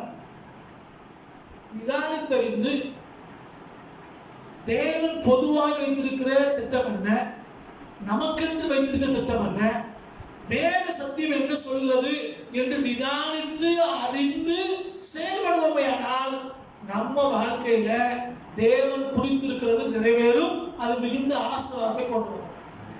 தேவன் குறிக்காதது, தேவ சித்தமில்லாததை நீங்கள் நானும் வாஞ்சித்து ஆசைப்பட்டு மாம்சத்திலே செய்ய நினைச்சோம்னா அது ஒருவேளை வாய்த்தாலும் அது நம்ம வாழ்க்கைக்கு ஆசீர்வாதமா இருக்காது. அப்ப நம்ம விருப்பம், நம்ம திட்டத்தை விட தேவனுடைய நோக்கம்தான் பெரியது. தேவனுடைய திட்டம் தான் ஆசீர்வாதத்தை கொண்டு வரும். தேவனுடைய ஆசீர்வாதம் மேன்மையாக செய்யும். இந்த இடத்துல உங்களுக்கு புரிந்த மாதிரி ஒரு சம்பவத்தை சொல்ல விரும்புகிறேன். ஆவியானவர் ஞாபகப்படுத்த காரியத்தை சொல்றேன். ஆபிரகாமுக்கும் சாராளுக்கும் தேவன் ஒரு வாக்குத்தத்தத்தை சொல்லிட்டார். உனக்கு ஒரு குழந்தையை கொடுப்பேன் அப்படின்னு சொல்லிட்டார். முதல்ல இவர் நினைச்சிட்டு இருந்தாரு, எலியேசர் தான் நம்ம வீட்டுல இருக்காரு, இவர் தான் நம்ம குழந்தை இல்லை, எலியேசர் தான் எல்லாம் மாறிச்சு வேலைக்காரன் நினைச்சிட்டு இருந்தார். ஆனா கர்த்தர் சொன்னாரு, உனக்கு ஒரு கற்பப்பிறப்பாக ஒரு குழந்தையை கொடுப்பேன்னு சொல்லிட்டு போயிட்டார். சொன்னதுக்கு பிறகு காலம் தாமதம் ஆகுது. உடனே அந்த அம்மா நினைக்கிறாங்க, சாராய் தன் வீட்டிலே வேலைக்கு இருக்கிற பெண்ணை அவருக்கு திருமணம் செய்து வைக்கிறார். அப்போ சாராளுடைய நோக்கம் என்ன? வீட்டு வேலைக்காரி மூலமா நமக்கு வாரிசு கிடைக்கட்டும் அப்படின்னு நினைச்சாங்க. ஆனா தேவ திட்டம் வேற. கர்த்தர் வந்தா ஆகாரையோ பிள்ளை இஸ்மவேலையோ துருத்தியில் தண்ணி கொடுத்து அனுப்பியிருப்பாங்க. தேவ நோக்கம் அதுவல்ல. தேவ திட்டம் ஆபிரகாமுக்கும் சாராளுக்கும் பிறக்கிற ஈசாக்கு தான் வாக்குத்தத்தத்தின் பிள்ளை. என்ன ஆச்சு? மாம்சத்துல அவசரப்பட்டதுனால ஒரு இஸ்மவேல் வந்தா ஈசாக்குக்கும் இஸ்மவேலுக்கும் பிரச்சனை தான் வரும். வாக்குத்தத்தத்தின் சந்ததிக்கும் இந்த மாம்சத்தின் சந்ததிக்கும் என்னைக்கும் பிரச்சனை தான். அப்ப தேவ திட்டம் கால தாமதமானாலும் தேவன் நமக்கு சொன்ன காரியம் நிறைவேறும் என்று நீங்கள் நானும் காத்திருப்போமையானால் தேவன் உங்களை என்னையும் ஆசீர்வாதம் வைத்திருக்கிறதை எல்லாரும் காண முடியும். வேலைக்கு எடுத்த காரியமா இருக்கலாம், படிப்புக்கு எடுத்த காரியமா இருக்கலாம், வருமானத்துக்கு எடுத்த காரியமா இருக்கலாம், திருமணத்துக்கு எடுத்த காரியமா இருக்கலாம், குழந்தைகளுக்கு எடுத்த காரியமா இருக்கலாம். எந்த காரியத்திலையும் மாம்சத்திலே அவசரப்படக்கூடாது. தேவன் எப்படி நம்ம நடத்துகிறார் என்பதை நீங்கள் நான் புரிந்து கொள்ளும். சில நேரத்தில் பிசாசு என்ன செய்வான்னா, இதுதான் தேவ திட்டம், இதுதான் வாழ்க்கைக்கு நல்லது அப்படிங்கிற மாதிரி ஒரு மாயையை கொண்டு வந்து நம்ம காட்டுவோம். நம்ம அதில் ஏமாந்து விடக்கூடாது. திரும்ப நான் ஞாபகப்படுத்துகிறேன், அன்றைக்கு ஆபிரகாம் நேசித்த, மாம்சத்தில் நேசித்த ஆகாரையும் ஆகாரின் குமாரனா இருந்த இஸ்மவேலையும் ஆண்டவர் அனுப்பி விட்டார். ஆனா பலிபீடத்தண்டை கொண்டு போன ஈசாக்க வீட்டுக்கு திருப்பி கொண்டு போவாங்க. கவனிச்சிங்களா? தேவ திட்டமானால் பலிபீடத்திலே கழுத்திலே கத்தி வைக்கப்பட்ட மனுஷனையும் அவரால் திருப்பி தர முடியும். அதுதான் தேவ திட்டம். தேவ திட்டம் இல்லைன்னா எவ்வளவுதான் நேசித்து அப்படி இப்படி நினைச்சிருந்தாலும் ஒரு துருத்தியில் தலையை கொடுத்து போடாடி கூப்பிடுவார். அதனால நன்றாக புரிந்து கொள்ளுங்கள். நீங்களும் நானும் தெளிவாக புரிந்து கொள்ளணும். அவர் நமக்கு என்ன குறித்திருக்கிறாரோ அதுதான் நல்லது. சங்கீதக்காரர் சொல்றார், கர்த்தர் நன்மையானதை தருவார், கர்த்தர் நன்மையானதை தருவார். அவ்வளவுதான். கர்த்தருடைய கிருபை இரக்கம் தான் உங்களுக்கு எனக்கு ஐஸ்வர்யத்தை தரும். ஆண்டவர் தான் ஐஸ்வர்யத்தை கொடுக்கிறவர். தேவன் கொடுத்தாருன்னா அது கூட வேதனையை கூட்ட மாட்டார். நாம நம்ம சுயத்திலே எதையாவது செஞ்சோம்னா அது நமக்கு வேதனையை கொண்டு வரும். அப்ப நன்றாய் புரிந்து கொள்ளுங்கள். நீங்களும் நானும் நிம்மதியான வாழ்க்கை வாழ வேண்டுமானால், கர்த்தருடைய சமூகத்தில் இருக்கிறோம்னா, பரலோகத்துக்கு போறோம்னா, தேவன் குறித்திருக்கிறது நிறைவேறணும் ஒப்பு கொடுக்கணும். அப்பதான் கர்த்தர் கிரியை செய்வார். எல்லாருக்கும் தெரியும், யோனாவுடைய சம்பவம் நமக்கு தெரியும். யோனாவை தேவன் கூப்பிட்டு எங்க போக சொன்னாரு? நினிவேக்கு போன்னு சொன்னார். ஆனா இவர் என்ன நினைச்சாரு, நம்முடைய பேரு புகழ்லாம் போயிருமே, ஏன்னா இவர் பெரிய தீர்க்கதரிசி. அந்த நாட்களே யோனா பெரிய தீர்க்கதரிசி, பல காரியங்களை ஜனங்களுக்கு நன்மையாய் நேர்மையாய் சொல்லிட்டு இருந்தவர். இப்ப இவர் போய் ஊரை அழிக்க போறேன்னு பேச சொல்றாரு. எப்படி பேசுறது? கடித்து கொள்ள அவருக்கு இஷ்டம் இல்லை. நம்ம இன்னைக்கு இருக்க நம்ம ஊர் பிரசிக்கார மாதிரி அவரு ஆசீர்வாதமான பிரசங்கத்தான் பண்ணணும் அப்படின்னு நினைக்கிறாள். அவளுக்கு என்ன ஆகி போச்சு, இவர் தர்சீசுக்கு கப்பல் ஏறார். என்ன ஆகி போச்சு, தேவன் குறித்ததை, தேவன் சொன்னதை, தேவன் திட்டத்தை நிறைவேற்றாம இவர் தப்பி ஓட நினைக்கிறதுனால இந்த யோனாவுக்கு மட்டும் பிரச்சனை இல்லை, கூட பயணிக்கிற கப்பல்ல பயணிக்கிற எல்லாருக்குமே பிரச்சனை. தேவன் குறித்திருக்கிறதை நம்ம ஏற்றுக்கொள்ளாம, தேவன் திட்டத்துக்கு கீழ்ப்படியாம நீங்கள் நானும் விலைக்கு ஓட நினைச்சோம்னா நமக்கும் நம்ம சார்ந்தவர்களுக்கும் பிரச்சனை. அதே நேரத்தில் தேவன் திட்டம் நிறைவேற்றும் சொல்லி காலங்கள் ஆனாலும் தேவ சமூகத்தில் யார் காத்திருக்கிறார்களோ அவர்களுக்கு தேவன் ஆசீர்வாதத்தை வைத்திருக்கிறார். யோசிச்சு பாருங்க, மீனுடைய வயிற்றுக்குள்ள போயிட்டார். மீனுடைய வயிற்றுக்குள்ள போயிட்டு தான் அவர் மறந்துருக்கிறாரு, ஜெபம் பண்றாரு. திரும்ப ஆண்டவரே அவர் கூப்பிடுறாரு. இப்ப கர்த்தர் என்ன செய்யறாரு, அந்த மீனை போய் கரையில கக்கீதுன்னு சொல்றாங்க. அது போய் சாப்பிட்டது மீன், அது நினைச்சிருந்தா டைஜஸ்ட் பண்ணிருக்காங்க, வெந்து சாப்பிடணும், டைஜஸ்ட் ஆகி உள்ள கரைஞ்சு போயிருப்பாரு. ஆனா இப்ப பார்த்தா முழு உருவத்தோட போய் கக்கிட்டு வரும், உயிரோட கக்கிட்டு வரும். ஏன்னா இப்ப தேவ திட்டம் நிறைவேறணும். தேவ திட்டத்துக்கு விலகி, தேவன் குறித்திருக்கிறது விலகி நம்ம எங்கதான் ஓடினாலும் சரி கர்த்தர் நம்மளை விட மாட்டாரு. தேவ திட்டம் நிறைவேறும் வரை திரும்ப கொண்டு வருவார். சோதரன் யோவான் சாணகர் பிறக்கிறதுக்கு முன்னாடி பாரு, தேவ திட்டம் என்ன, சகரியாவுக்கும் எலிசபெத்துக்கும் ஒரு யோவான் சாணகன் பிறக்கணும். ஆனா தகப்பனாராகிய சகரியா சொல்றாரு, எப்படி ஆகும், நடக்க அப்படிங்கிற. அப்ப ஆண்டவர் தூதர் சொல்லுகிறாரு, சரி நடக்கும் போது அது வரைக்கும் நீ பேசாம ஊமையா இருக்க. அவருடைய அவிஸ்வாசம், சகரியாவுடைய அவிஸ்வாசம் அவரை ஊமையா மாற்றிச்சே ஒழிய யோவான் சாணகன் பிறப்பதற்கு தடையாகிட்ட. அப்ப இன்றைக்கு தேவ திட்டம் என்னவோ, தேவன் நமக்கு எதை குறித்திருக்கிறாரோ அதை கண்டிப்பா நிறைவேற்றுவார். அப்ப நீங்கள் நானும் அமைதியாக அதை ஏற்றுக்கொண்டவையானால் அது நமக்கு நல்ல ஆசீர்வாதம் புரியும். அதை விட்டு விலகி ஓட நினைச்சோம்னா அது நம்ம எங்க போனாலும் இழப்புகளை சந்தித்து திரும்ப வரத்தான் செய்யும். நமக்கு தெரியும்ல, எல்கானா நகோமி சம்பவங்கள்லாம் நமக்கு தெரியும். பெத்லகேமில் இருந்தவர்கள், அப்பத்தின் வீடு நிலைக்கப்பட்ட பெத்லகேமில் இருந்தவர்கள், மழை பெய்யல பஞ்சம் அப்படின்னு உடனே மோவாப் தேசத்துக்கு ஓடி போனாங்க. எல்கானா எங்க ஓடி போனாரா, மோவாப் தேசத்துக்கு ஓடி போனாங்க. நகோமி 2 பேர் அங்க போய் இருந்தாங்க. அங்க போய் இருந்தா நல்லா செழிப்பா இருந்தாங்க. போட்டிருக்கு 2 பிள்ளைகள் கல்யாணம் பண்ணாங்க. எல்கானாவா இறந்து போனாரு, பிள்ளைகளும் இறந்து போச்சு. இப்ப மருமக்காமாரும் மாமியார் நகோமி தான் இருக்கா. தேவ சமூகத்தை விட்டு போனவர்கள், தேவ வைத்திருக்கிற இடத்தை விட்டு ஓடுனவங்க யாரும் படைச்சதுதான் சரித்திரம். திரும்பவும் வேதம் சொல்கிறது, கர்த்தர் தம்முடைய ஜனங்களை, இந்த ஜனங்களுக்கு ஆகாரம் அறிவினார் என்று கேள்விப்பட்டு நகோமி தன் மருமக்கள் சொல்றாங்க, நான் எங்க சொந்த ஊருக்கு போறேன் அப்படின்னு. பெத்லகேம் பஞ்சத்தின் வீடாக இருப்பதே இல்லை, அது அப்பத்தின் வீடு என்று பெயர் பெற்ற இடம். பஞ்சங்கள் வந்திருக்கலாம், மழைத்தாட்சி வந்திருக்கலாம், கஷ்டம் வந்திருக்கலாம், ஆனா தேவன் அதை திரும்ப சந்திப்பான். நம்முடைய ஜனங்களுக்கு அவர் ஆகாரம் அருள்வார். நீங்க உங்களுக்கு எனக்கு கொஞ்சம் கஷ்டம் வந்த உடனே தேவ சம்பந்தம் விட்டு ஓடி விடுகிறோம், பின்வாங்கி விடுகிறோம். ஆனா தேவன் தாம் குறித்திருக்கிறதை ஒருபோதும் கைவிடவே மாட்டார். பெத்லகேம் திரும்ப ஆகாரத்தை பெற்றுக் கொண்டது, பழைய ஸ்தானத்துக்கு வந்தது. இப்போ நகோமி திரும்பி வருகிறார். அதுபோல நம்ம வாழ்க்கையில சில கஷ்டங்கள் வரலாம், பிரச்சனைகள் வரலாம், ஆனா இருக்கிற இடத்தை விட்டு ஓட நினைக்கக்கூடாது. தேவன் வைத்திருக்கிற ஸ்தானத்தை விட்டு வேற எங்கேயா தப்பி ஓடிலாம் நினைக்கக்கூடாது. தேவன் நமக்கு என்ன முன்குறித்தாரோ அதை கண்டிப்பா நம்ம வாழ்க்கையிலே நிறைவேற்றுவார், செய்து முடிக்கிற ஆண்டவர். எனக்கு குறித்திருக்கிறதை அவர் நிறைவேற்றுவார். அதுதான் கொஞ்சம் கவனிக்கணும். அப்போ நமக்கு தேவையில்லை என்று நினைக்கிறதை, தேவன் நமக்கு குறிக்காததை அவர் நமக்கு செயல்படுறதில்லை. உங்களுக்கு இப்படி நடந்துச்சு, நினைச்சதை சாதிச்சுட்டாங்களே, அது இவங்க எப்படி இருக்காங்களே அப்படின்னு நினைச்சோம்னா சரி, அவங்களுக்கு அது குறிக்கப்பட்டிருக்கிறது வாய்க்கிறது.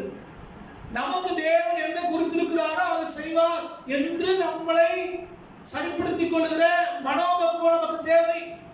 மனோபக்குவம் நமக்கு தேவை. கர்த்தருடைய வார்த்தை நமக்கு என்ன சொல்லுதுன்னா, தேவன் நமக்கு என்ன திட்டம் வச்சிருக்கிறாரோ, என்ன சித்தம் வச்சிருக்கிறாரோ அது கண்டிப்பா நிறைவேற்றியே தீர்வார். தேவன் ஒருபோதும் கைவிட போறதே இல்லை. இந்த நியமனத்திலே, இந்த குறித்திருக்கிறதிலே உபத்திரவங்களும் வந்தாலும் தேவன் நம்ம கைவிட மாட்டார். நம்முடைய பிள்ளைகள் மூலமாய், கர்த்தருடைய வார்த்தையின் மூலமாய், ஊழியக்காரர்கள் மூலமாய், தேவ ஆவியாளர் மூலமாய் நம்ம திடப்படுத்துவார். இந்த உபத்திரவங்களை கடந்து வர நமக்கு ஒரு உதவி செய்வார். போராட்டங்களை மேற்கொள்ள ஜெயிக்க நம்ம அவருக்கு உதவி செய்கிற கர்த்தராக இருக்கிறார். இன்னொரு வசனத்தை நம்ம வாசிப்போம். ஸ்தோத்திரம். உங்களுக்கு புரிவதற்காக இன்னொரு வாக்கியத்தை நமக்கு வாசிக்க விரும்புகிறேன். இதே யோபு புத்தகத்திலே 10ஆம் அதிகாரம் 12-13 வாசிங்க. எனக்கு ஜீவனை தந்ததும் அல்லாமல், யோபு 10ஆம் அதிகாரம் 12-13, எனக்கு ஜீவனை தந்ததும் அல்லாமல் தயவையும் எனக்கு பாராட்டினேன். உடைய பராமரிப்பு என் ஆவியை காப்பாற்றினது. இவைகள் உம்முடைய உள்ளத்தில் மறைந்திருந்தாலும் இது உமக்குள் இருக்கிறது என்று அறிவே என்று யோபு சொல்கிறார். உபத்திரவத்தில் இருக்கிறவர் சொல்கிறார், எனக்கு குறித்திருக்கிறதை அவன் நிறைவேற்றுவா என்று சொன்னார். அந்த யோபுதான் என்று சொல்றாரு, அவருடைய உள்ளத்துல என்ன குறித்து சில காரியங்கள் மறைந்திருக்கிறது, என்னை குறித்து சில திட்டங்களை அவர் வைத்திருக்கிறார். அது அவர் மனசுக்குள்ள இருக்குது. எனக்கு மற்றவங்களுக்கு தெரிகிறது இல்லை. வெளிப்படையாக அவர் சொல்லாவிட்டாலும் அவருக்குள்ள மறைஞ்சிருக்குன்னு எனக்கு தெரியுங்கிற, உமக்குள் இருக்கிறது என்று அறிவே. தேவ திட்டம் எல்லாம் நம்ம ஊர் திறந்து பேப்பர் மாதிரி உடனே வெளியே வந்துடார். தேவ திட்டம், தேவ ரகசியம் எல்லாம் வேதத்தில் இருக்கிறது. தேவ ஆவியானவர் அறிந்திருக்கிறார். உதாரணமாக இயேசு கிறிஸ்து குறித்து ஒரு திட்டம் இருக்கிறது. அவர் கல்வாரி சிலுவையிலே மரிக்க வேண்டும் என்றும், திரும்ப பிதாவுடைய வலது பாசத்திலே அமர வேண்டும் என்றும், மீண்டுமா இந்த பூமிக்கு வர வேண்டும் என்றும் தேவனுடைய திட்டம் இருக்கிறது. திருத்துவத்திலே ஒருவராக இருக்கிற குமாரனாகிய கிறிஸ்துவை குறித்து தேவ சன்னிதானத்திலே வைக்கப்பட்டிருக்கிற திட்டம், இயேசு கிறிஸ்துவை குறித்திருக்கிற திட்டம். இப்போ அவரே சொல்றாரு, நான் எப்ப வரணுங்கிறது எனக்கு தெரியாதுங்கிற. பிதா ஒருவரை தவிர வேற யாருக்கும் தெரியாதுங்கிற. இயேசு கிறிஸ்துவுக்கே அவர் எப்ப திரும்ப வரணும்னு தெரியாதுன்னா, இன்னைக்கு நமக்கு குறித்திருக்கிற எல்லாமே நம்ம கண்ணுக்கு முன்னால தெரியணும்னு எப்படி எதிர்பார்க்க முடியும்? யோசிப்பாங்க. நம்ம திட்டங்கள் எல்லாம் அப்படியே தெரிஞ்சிடாது. சோத்திரம். நம்ம ஷெட்யூல் போடுற மாதிரி காலையில் 6 மணிக்கு எழுந்திப்போம், 7 மணிக்கு இங்கே போனோம், 8 மணிக்கு இங்கே போனோம், 10 மணிக்கு இது செய்யணும் அப்படின்னு நம்ம திட்டம் போடுறோமே. இந்த ரொட்டீனா இந்த மாதிரி அஜெண்டா தேவ சமூகத்தில் நமக்கு இல்லை. தேவன் வைத்திருக்கிறார், அதன் காலத்துக்கு என்ன வைத்திருக்கிறார், அப்பப்ப அதை வெளிப்படுத்துவார். எந்த நேரத்தில் எதை செய்யணுமோ அது தேவன் செய்வார். அவர் அதன் காலத்தில் எல்லாவற்றையும் நேர்த்தியாக செய்கிற கர்த்தர். அதை அவர் சொல்றாரு, எனக்கு தெரியும், என்னை பத்தி நீங்க திட்டம் வச்சிருக்கீங்க, அது உமக்குள்ள மறைஞ்சிருக்கு. அது மறைச்சு நீங்க வச்சிருந்தாலும், உங்க உள்ளத்துக்குள்ள நீங்க வச்சிருந்தாலும் எனக்கு தெரியும். அறிவே நம்பிக்கை. ஏன்னா நீங்க நினைக்கிறதெல்லாம் மேன்மையாத்தான் நம்புவீங்க. அதுக்கு முதல் வாசம் உங்களுக்கு புரியும். 12ஆம் வாசிங்க. எனக்கு ஜீவனை தந்ததும் அல்லாமல், எனக்கு ஜீவனை, எனக்கு உயிரை நீங்க கொடுத்ததும் இல்லாம தயவையும் எனக்கு பாராட்டினீர்.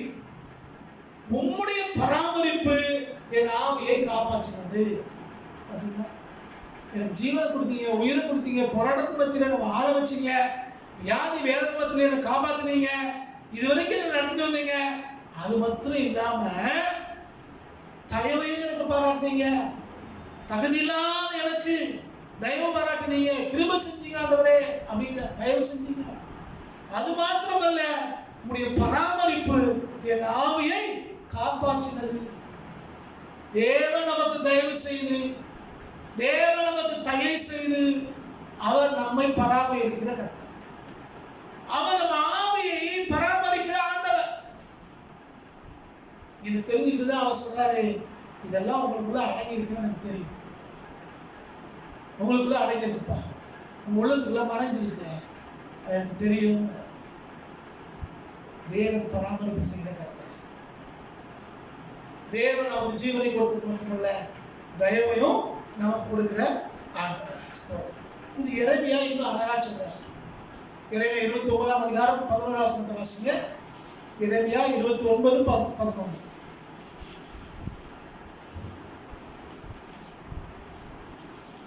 நீங்கள் எதிர்பார்த்திருக்கும் முடிவை உங்களுக்கு கொடுக்கும்படிக்கு நான் உங்கள் மேலே நினைத்திருக்கிற நினைவுகளை அறிவேன் என்று கர்த்தர் சொல்கிறார். அவர்கள் தீமைக்கல்ல சமாதானத்துக்கு ஏதுவான நினைவுகளே. நீங்கள் எதிர்பார்த்திருக்கும் முடிவை உங்களுக்கு கொடுக்கும்படிக்கு அப்படிங்கிற, நீங்கள் எதிர்பார்த்திருக்கிற முடிவை உங்களுக்கு நான் கொடுப்பேன். எல்லாரும் எப்படி எதிர்பார்ப்பாங்க? எல்லாரும் எப்படி எதிர்பார்ப்பாங்க? நான் வந்து உபத்திரப்படணும், நான் கஷ்டப்படணும், நான் வேதனைப்படணும், அப்படி எதிர்பார்ப்பாங்க? ஒருத்தரும் எதிர்பார்க்கறாங்க. எல்லாரும் எதிர்பார்ப்பு என்னவா இருக்கணும்னா, நம்ம ஆசீர்வதிக்கப்படணும், நம்ம நல்லா இருக்கணும், நம்ம உயர்த்தப்படணும், இப்படிதான் எல்லாம் எதிர்பார்ப்பாங்க. இங்க ஆண்டவர் சொல்லுகிறார், நீங்கள் எதிர்பார்த்திருக்கும் முடிவை உங்களுக்கு கொடுக்கும்படிக்கு. இந்த வார்த்தை கவனிக்கணும். யோபு சொல்றார், எனக்கு குறித்திருக்கிறதை அவன் நிறைவேற்றுவார், எனக்கு குறித்திருக்கிறதை அவன் நிறைவேற்றுவாங்க. இங்க எரேமியா சொல்றாரு, நீங்க எதிர்பார்த்திருக்கும் முடிவை உங்களுக்கு கொடுப்பாருங்க சொல்றோம். அப்ப நம்ம என்ன எதிர்பார்க்கிறோமோ அதை நம்ம கொடுப்பாரு. நம்மளை குறித்து அடுத்தவங்க என்ன எதிர்பார்க்காங்கிறது இல்லை, சாத்தா நினைக்கிறாங்கிறது இல்லை, வேற ஒருத்தர் நினைப்பாங்கன்னு இல்லை. நம்ம எதை எதிர்பார்த்திருக்கோமோ, நம்ம எதுக்காக காத்திருக்கோமோ அதை தேவன் நமக்கு செய்யல கர்த்தர். அதான் வளர சொல்றாரு, நீங்கள் எதிர்பார்த்திருக்கும் முடிவை உங்களுக்கு கொடுக்கும்படிக்கு நான் உங்கள் மேல் நினைத்திருக்கிற நினைவுகளை அறிவேன். அத்தனை யோபு சொன்னாரு, என்ன குறித்து உங்க உள்ளத்துல வச்சிருக்கீங்கப்பா, அது உங்க உள்ளத்துல மறைஞ்சிருக்குது, அது எனக்கு தெரியும் அப்படிங்கிறாரு. அதே இதைத்தான் ஜெரமியா அவருக்கு அப்போ பண்ணி பேசுறாரு, அவர் சப்போர்ட் பண்ணி பேசுறாரு. அப்ப என்ன குறித்து நினைச்சிருக்கீங்க அது எனக்கு தெரியும், அந்த நினைவுகள் தீமைக்கு ஏதுவானவை இல்லையா. நான் உங்கள் மேல் நினைத்திருக்கிற நினைவுகளை அறிவேன் என்று கர்த்தர் சொல்கிறார். அவைகள் தீமைக்கு ஏதுவானவைகள் அல்ல, அவைகள் தீமைக்கு அல்ல, சமாதானத்துக்கு ஏதுவான நினைவுகளே அப்படிங்க. கர்த்தர் உங்களையும் என்னையும் குறித்து நினைச்சிருக்கிற நினைவு நம்மளை தீமைக்கு உட்படுத்துறது. உபத்திரம் வருகிறது, போராட்டம் வருகிறது, இதெல்லாம் வாழ்க்கையில சகஜம். ஆனாலும் அதுல ஜெயிப்போம் அப்படின்னு கர்த்தர் சொல்றார். அப்ப போராட்டம் வருது, உபத்திரம் வருதுன்னு சொன்னா நீங்க தீமையிலே இருங்க அப்படிங்கிறது தேவ நோக்கம். தப்பா புரிந்து கொள்கிறார். தேவன் நம்மளை தண்டிக்கிறாரு, தேவன் நம்மளை வேதனைப்படுத்துவாரு, தேவன் நம்மளை கண்ணீர் வர வைக்கிறாருன்னு தவறாக புரிந்து கொள்கிறோம். தேவன் சிட்சிக்கிறார். தகப்பன் சிட்சியாத புத்திரன் உண்டோ என்று வேதம் சொல்கிறது. சிட்சை என்றால் நம்மளை திருத்துவதற்காக கொடுக்கப்படுகிற தண்டனை. எப்படி அம்மா மாறு அப்பா மாறு பிள்ளைகளை கண்டிக்காங்களோ, ஸ்கூல்ல டீச்சர் பிள்ளைகளுக்கு பனிஷ்மெண்ட் கொடுத்தாங்களோ, அப்படி கேண்டீன் ஒழுங்கா இல்லையா கையில் அடிப்பாங்க, கையை கட்டுறாங்கன்னு கையில் அடிப்பாங்க. எதுக்கு? அவன் கை ஒடிஞ்சு போட்டு பொண்ணு அடிக்காங்க, அதுக்கு இல்லை, அவன் பயந்து கையெழுத்தை அவன் திருத்த வேண்டும் என்பதற்காக அடிக்கிறான். இதே மாதிரி தான் சத்திய வேதம் நமக்கு சொல்கிறது, தகப்பன் சிட்சியாத புத்திரன் உண்டோ, தேவன் நம்மை சிட்சிக்கிறார். ஆனா அதே நேரத்துல உங்களை என்னை வேதனைப்படுத்த வேண்டும் என்பது தேவ நோக்கம் அல்ல. நீங்கள் நான் கவிரிலே வாழ வேண்டும் என்பது தேவ நோக்கம் அல்ல.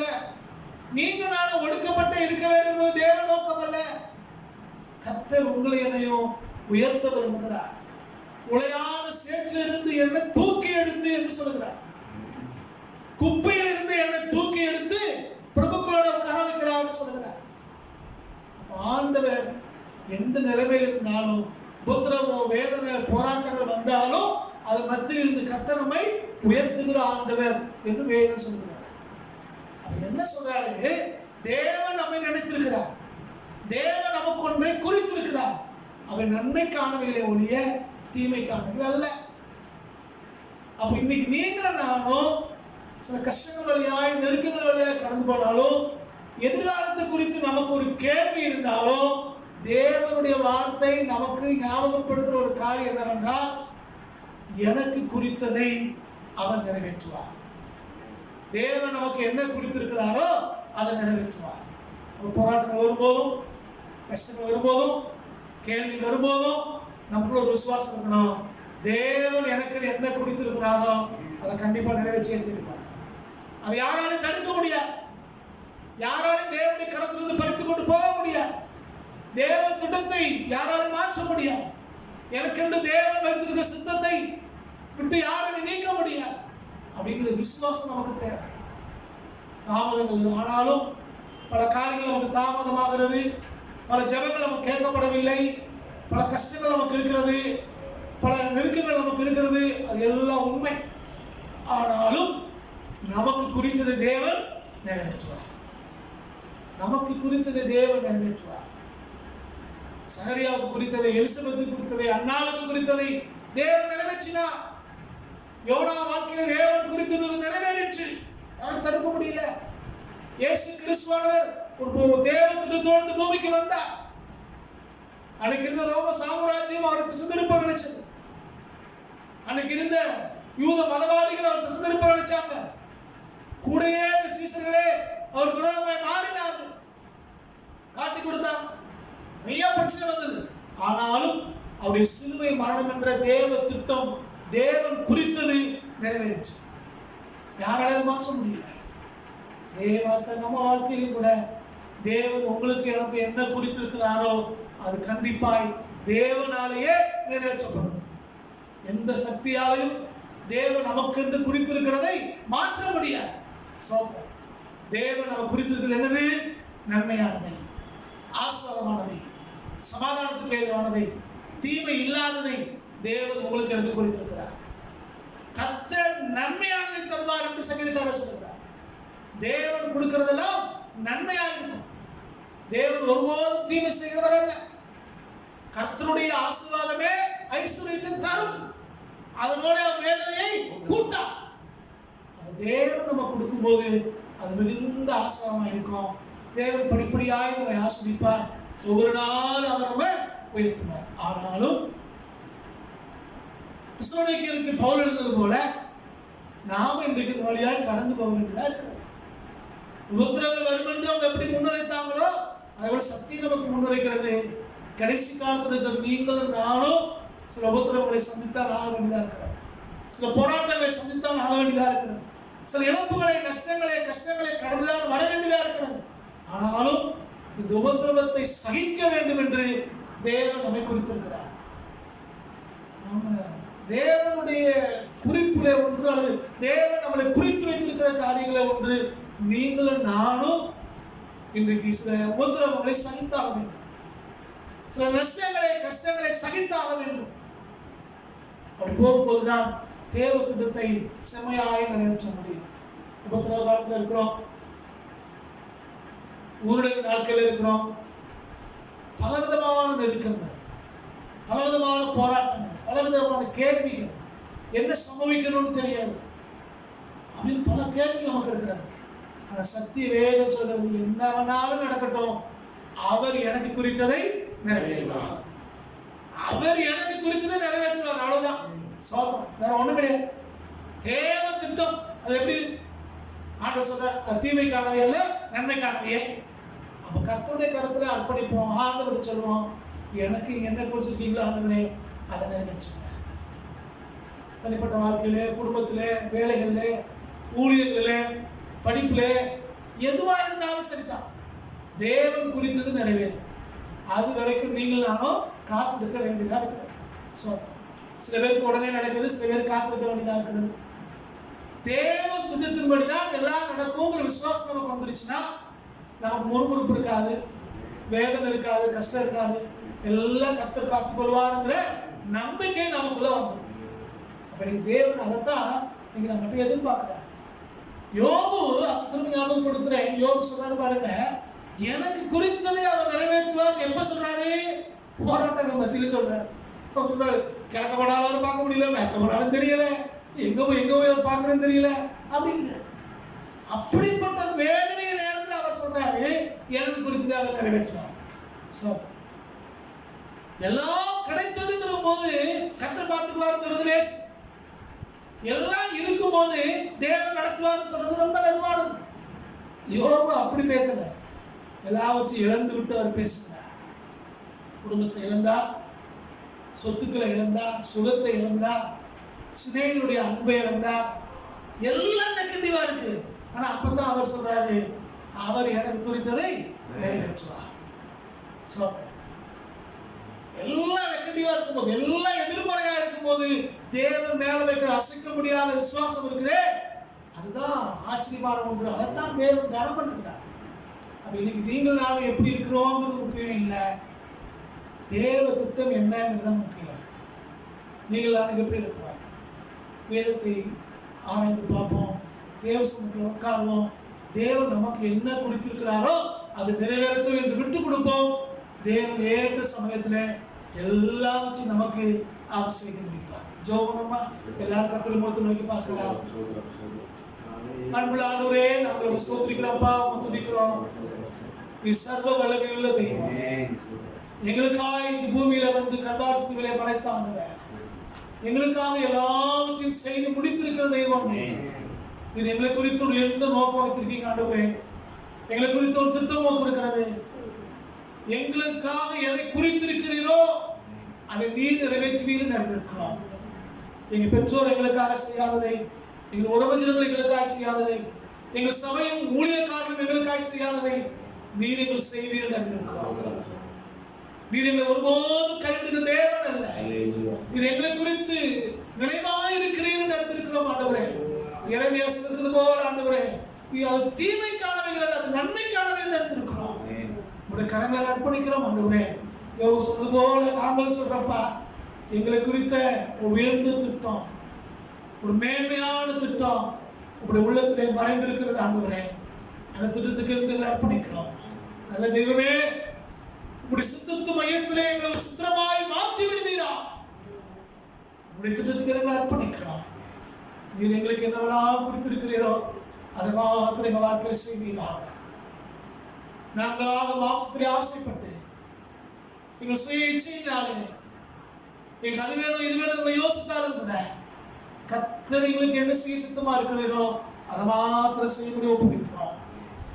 நீங்க எது செய்தாலும் நன்மையாய் செய்கிறது கர்த்தருக்கு அறிவாண்டவரே. நீ என்ன செஞ்சாலும் எங்க எதிர்வாத வாழ்க்கைக்கு நல்லையா இருக்கிறது தெரியும் ஆண்டவரே. உங்களுடைய கரங்களை அர்ப்பணிக்கிறோம். நாங்கள் அறிந்திருக்கிறபடி நாளே உங்களுடைய கரங்களை வாழ்க்கை அர்ப்பணிக்கிறோம் ஆண்டவரே. நீங்கள் இதுவரைக்கும் நடத்தின ஆண்டவர் யோசிறது போல நாங்கள் அறிந்திருக்கோம்ப்பா. நீர் எங்களுக்கு ஜீவனை கொடுத்தது மாத்திரமல்ல ஆண்டவரே, எங்களுக்கு தயவு செய்திருக்கிறீர், எங்களை பராமரித்து எங்களை நடத்தி வந்திருக்கிறீர். அதுக்காக நன்றி சொல்லிக்கிறோம். தொடர்ந்து உடைய கரங்களை அர்ப்பணிக்கிறோம். உடைய வார்த்தையை கேட்கிற ஒவ்வொரு பிள்ளைகள் மீதும் ஒரு விசேஷ கிருபை தங்குவதா. ஆவியானுடைய பலம் ஒவ்வொருவரையும் தாங்கட்டும் ஆண்டவரே. ஒவ்வொருவருக்கும் உங்களுடைய திட்டம் எதுவோ சித்தம் எதுவோ அது அப்படியே நிறைவேறக்கூடிய ஒப்புக் கொடுக்கிறோம். உங்களுடைய சித்தம் பரலோகத்தில் செய்யப்படுவது போல பூமியில செய்யப்படும்படி அர்ப்பணிக்கிறோம். தொடர்ந்து நடத்துங்க, கிரியை செய்யுங்க. யாரெல்லாம் எதற்காக ஜெபிக்கிறார்களோ அவர்களுக்கு சித்தத்தின்படி எல்லாவற்றையும் செய்யும்படி நாங்கள் ஜெபிக்கிறோம். கண்ணீர்கள் துடைக்கப்படட்டும், கவலைகள் மாறட்டும், நெருக்கங்கள் நீங்கட்டும் ஆண்டவரே. ஒவ்வொரு பிள்ளைகளை ஆற்றி தேற்றுவீராக. நல்ல ஆவியான செம்மையான வழியிலே ஒவ்வொரு நடத்தும்படி ஒப்புவிக்கிறோம். கிரியை கனம் மகிமை எல்லாம் சுமக்கு இருக்கிறோம். எல்லாருமே ரட்சகர் இயேசு கிறிஸ்து நாமத்தில் வேண்டிக் கொள்கிறோம் பிதாவே. ஆமென். உம்முடைய பிதாவாகிய தேவனுடைய அன்பும் ரட்சகராகிய இயேசு கிறிஸ்துவின் கிருபையும் பரிசுத்த ஆவியானவருடன் இருக்கும் சமாதானமும் சந்தோஷமும் யாவரோடும் கர்த்தருடைய வருகை வரைக்கும் தங்கி இருப்பதாக. என் ஆத்மாவே கர்த்தரை ஸ்தோத்திரி, உலகமே பரிசுத்த நாமத்தை ஸ்தோத்திரி. என் ஆத்மாவே கர்த்தரை ஸ்தோத்திரி, அவர் செய்த சகல வரத்தையும் மறவாதே. ஆமென், ஆமென். கர்த்தர் தாமே உங்களை ஆசீர்வதிப்பாராக. உங்களுக்கு ஒரு காரியத்தை ஞாபகப்படுத்த விரும்புகிறேன். ஒவ்வொரு ஞாயிற்றுக்கிழமையும் இரவிலே 9 மணி முதல் 10 மணி வரைக்கும் நம்ம ஆன்லைனில் ஜெபித்து கொண்டிருக்கிறோம். இந்த டியூங்கிற ஆப்பில் நம்ம ஜெபித்து கொண்டிருக்கிறோம். நீங்கள் உங்கள் டேட்டாவை ஆன் பண்ணி வச்சுருப்பீங்கன்னா, இன்டர்நெட் கனெக்ஷன் தான் நீங்கள் மொபைல் இருக்குமானால் நாங்கள் 9 மணிக்கு கூப்பிடும் போது உங்களுக்கும் கால் வரும். நம்ம சேர்ந்து நம்ம ஜெபிக்க முடியும். அடுத்த வாரமும் இதே போல் ஞாயிற்றுக்கிழமை காலை 10 மணிக்கு நம்ம கூடி வருவோம். தேவனுடைய வார்த்தை கேட்போம். தொடர்ந்து ஜெபம் பண்ணுங்க. கர்த்தர் பெரிய காரியங்களை செய்வார். தேவ சமாதானம் உங்களை யாவரை ஆட்கொள்வதாக. ஆமென் ஆமென்.